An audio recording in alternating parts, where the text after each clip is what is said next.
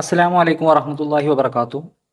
ആറാം ക്ലാസ്സിലെ അഖായിദിൻ്റെ രണ്ടാമത്തെ പാഠമാണ് ഇന്നത്തെ വീഡിയോയിൽ വിശകലനം ചെയ്യുന്നത്.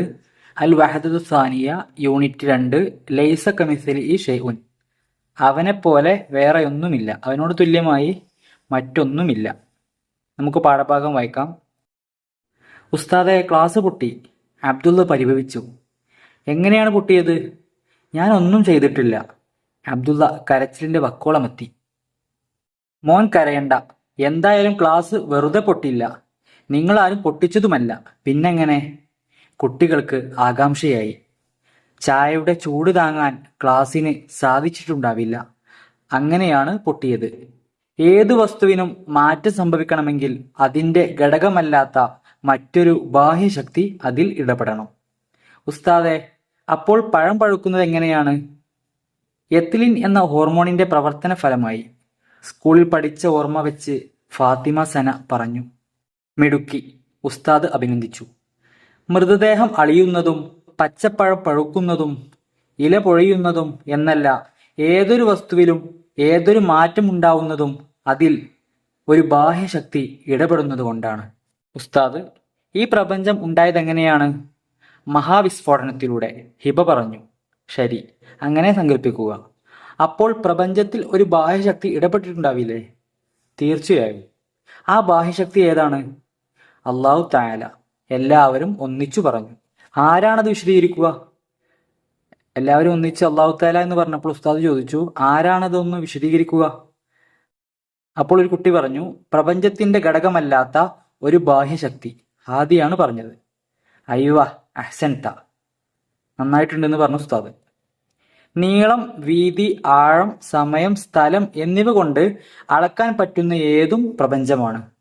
അപ്പോൾ പ്രപഞ്ചത്തിൽ ഇടപെട്ട ബാഹ്യശക്തി ഏതാണ്? അപ്പോൾ നീളം, വീതി, ആഴം, സമയം, സ്ഥലം എന്നിവ കൊണ്ട് നമുക്ക് അളക്കാൻ പറ്റുന്ന ഏതും എന്താണ്? പ്രപഞ്ചമാണ്. അപ്പോൾ പ്രപഞ്ചത്തിൽ ഇടപെട്ട ബാഹ്യശക്തി ഏതാണ്? ഇവ കൊണ്ട് അളക്കാൻ പറ്റാത്ത ശക്തി അതാരാണ്? ആ ശക്തി ആരാണ്? അവനാണ് അല്ലാഹു തആല. അവൻ സൃഷ്ടികളിൽ നിന്നും തികച്ചും വ്യത്യസ്തനാണ്. അല്ലാഹു തആലാക്ക് ശരീരമുണ്ടോ? ഇല്ല. അവയവങ്ങളുണ്ടോ? ഇല്ല. സ്ഥലമുണ്ടോ? ഇല്ല. അവൻ സ്ഥലകാലങ്ങൾക്ക് അതീതനാണ്, അഥവാ സ്ഥലങ്ങളോ കാലങ്ങളോ ഇല്ലാത്തവനാണ്. അല്ലാഹു തആല പറഞ്ഞു, ലൈസ കമിസ്ലിഹി ഷൈഉൻ വഹുവസ് സമീഉൽ ബസീർ. ഖുൽ ഹുവല്ലാഹു അഹദ് അല്ലാഹുസ് സമദ് ലം യലിദ് വലം യൂലദ് വലം യകുൽ ലഹു കുഫുവൻ അഹദ്. ഇതിന്റെ അർത്ഥം തദ്രീബാത്തിൽ വരുന്നുണ്ട്, അപ്പോൾ പറയാം. തദ്രീബാത്ത് 1 നശ്റഹുൽ മാന. 1 ലൈസ കമിസ്ലിഹി ഷൈഉൻ. അവനെപ്പോലെ വേറെ ഒന്നുമില്ല, അവനെപ്പോലെ തുല്യമായി മറ്റൊന്നുമില്ല. വഹുവ സമീഉൽ ബസീർ. അവൻ നന്നായി കേൾക്കുന്നവനും നന്നായി കാണുന്നവനുമാണ്. അല്ലാഹു തആല നല്ല ഉൾക്കാഴ്ചയുള്ളവനാണ്, നന്നായി കേൾക്കുന്നവനുമാണ്. 3 ഖുൽ ഹുവല്ലാഹു അഹദ്.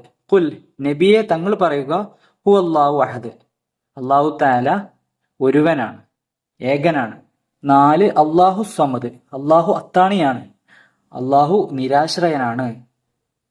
എല്ലാവരും ആശ്രയിക്കുന്നത് ആരെയാണ്? അല്ലാഹു തആലയെയാണ്, അല്ലാഹു സമദ്. 5 ലം യലിദ് വലം യൂലദ്. അവൻ ജനിച്ചിട്ടില്ല, വലം യൂലദ്, പ്രസവിക്കപ്പെട്ടിട്ടുമില്ല. അവൻ ജനിച്ചതുമല്ല, പ്രസവിക്കപ്പെട്ടതുമല്ല. 6 വലം യകുല്ലഹു കുഫുവൻ അഹദ്. അവനോട് തുല്യമായിട്ട് ഒരാളുമില്ല. അടുത്തത് വിശദീകരിക്കാനാണ്. 1 പഴം പഴുക്കുന്നത് എങ്ങനെ? ഉത്തരം, എത്തിലീൻ എന്ന ഹോർമോണിന്റെ പ്രവർത്തന ഫലമായിട്ടാണ് പഴം പഴുക്കുന്നത്. എന്നാലും ഒരു വസ്തുവിന് മാറ്റം വരണമെങ്കിൽ അതിന്റെ ഘടകമല്ലാത്ത മറ്റൊരു ബാഹ്യശക്തി അതിൽ ഇടപെട്ടിട്ടുണ്ട്. അതുകൊണ്ടാണ് പഴം പഴുക്കുന്നത്. 2 ചൂടുവെള്ളം ഒഴിച്ച ഗ്ലാസ് പൊട്ടുന്നത് എങ്ങനെ? ചായയുടെ ചൂട് താങ്ങാൻ കഴിയാതെയാണ് ഗ്ലാസ് പൊട്ടിയത്. അഥവാ ഈ ഗ്ലാസിന്റെ ഘടകമല്ലാത്ത മറ്റൊരു ചൂടുള്ള ഒരു വസ്തു ഇവിടെ പ്രവർത്തിച്ചത് കൊണ്ടാണ്, മറ്റൊരു ബാഹ്യശക്തി ഇടപെട്ടത് കൊണ്ടാണ് ഇവിടെ ഗ്ലാസ് പൊട്ടിയത്. 3 മഹാവിസ്ഫോടനം. പ്രപഞ്ചമുണ്ടായത് മഹാവിസ്ഫോടനത്തിലൂടെയാണ് എന്ന് സങ്കല്പിച്ചാലും അള്ളാഹു എന്ന ബാഹ്യശക്തി ഇടപെട്ടത് കൊണ്ടാണ് പ്രപഞ്ചം ഉണ്ടായത്. 4 പ്രപഞ്ചം. പ്രപഞ്ചത്തെക്കുറിച്ച് എഴുതാനാണ്.